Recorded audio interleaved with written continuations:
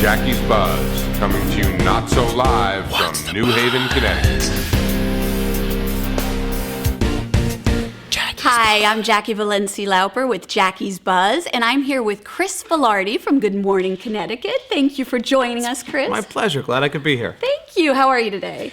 I'm working on this voice thing that for my line of business is not good, but it's been about a week and a half without a voice, but I just went through this recently myself. I hear this is bad because I've heard from a lot of people who are saying that if you get this, it kind of sticks with you for 2 or 3 weeks. So yes. I'm powering through. Oh my goodness, and taking the drops and all that stuff. Whatever I can, tea with honey, cough drops, you name it. There you go, and you just got off of work, and I have to ask you about your shift. Yeah. Okay, what shift do you work and how early do you wake up? Well, I anchor Good Morning Connecticut, right. So I'm up early, obviously, and it's always the first question people ask is, yeah. All right, you're on TV at 5 o'clock, you look awake, you've got your makeup on, you're ready to go. What time to get up? Right. My alarm is set for 2:40. Wow, 2:40. I get to work at about 3:30. Gives me a little time to, get a cup of coffee or 7 and then get going. Oh my goodness. Yeah. And you're awake and that getting up, that's the thing, is getting up at that hour it never gets easy. What your body gets used to and what I can do without much of a problem is turn it on and work. I mean, my body's like, okay, it's 5 in the morning. This is when you're up and you're going. Right. Getting up at 2:40 though, every time that alarm clock, my first... It's almost a natural time, right? Yeah, it really is. My first feeling whenever my alarm clock goes off is to turn off my alarm clock and then curl up in the fetal position and cry.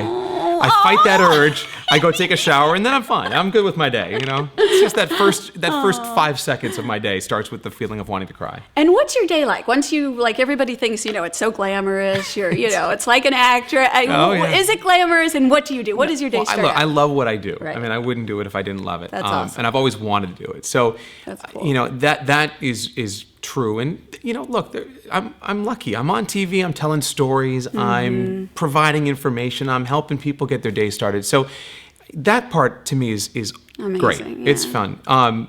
Every day is a little different, which is why there is no answer for the what's the typical day like. There is no answer for that kind of question. Every day is a little bit different. Every day I get in there and I look over the scripts and I rewrite and I change things. So you have scripts that they give you in the morning. Yeah, we've got a team of producers who are in there overnight. I mean, they're there while everyone's sleeping, even while I'm sleeping. And what I'll do is I'll come in and I'll find which stories I'm reading, and I will either write the story or rewrite the story. I like to read my words as best I can, put it in my voice. Right. Go through the morning show. And after the morning show, again, every day is a little different. Some days I'm setting up some stories for the future. Some days I'm going out and doing stories. So I'm still reporting and anchoring. It's the best of both worlds. It's great. Awesome. And if there's something special like weather or the trial recently, the verdict went down, obviously, then it's like everything's switched around. Exactly. Right? If it's big news, that's going to be the priority, no matter what it is. And we are getting into weather season. Yeah. So, those are the days where maybe you think you know what the big news is, and then the snow starts falling, and it doesn't stop. Right. And that's kind of exciting, right? Yeah, exactly. You throw out the scripts and you just go with it. That's live TV for you. That's great. That's awesome. Now, you started in high school, is that right? You started in... I knew that I wanted to do this when I was in high school. Even as a little boy? Yeah. That's since I could start talking. Really? I mean, it was specifically sports. I wanted to be a sportscaster. Oh, very cool. So, I would watch games on TV, and I'd do the play-by-play. And I figured I could do that someday. That's awesome. And, but I also like news. And I grew up in Brantford, so I grew up watching Channel 8, which is kind of cool. Oh, very nice. So I work there now, and that, did you say I want to be on that channel?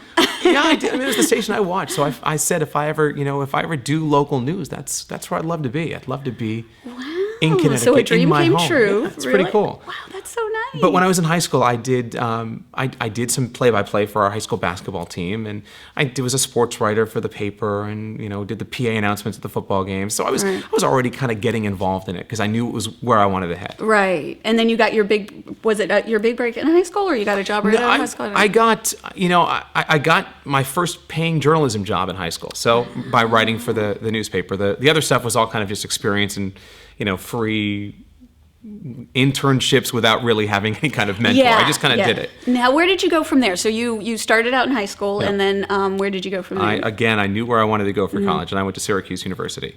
It was my number one on my list. I had a couple of other kind of backups. I was lucky I got in. You, wow! So everything went kind of smoothly for you. That's nice. It doesn't work always. That's okay. That's fine.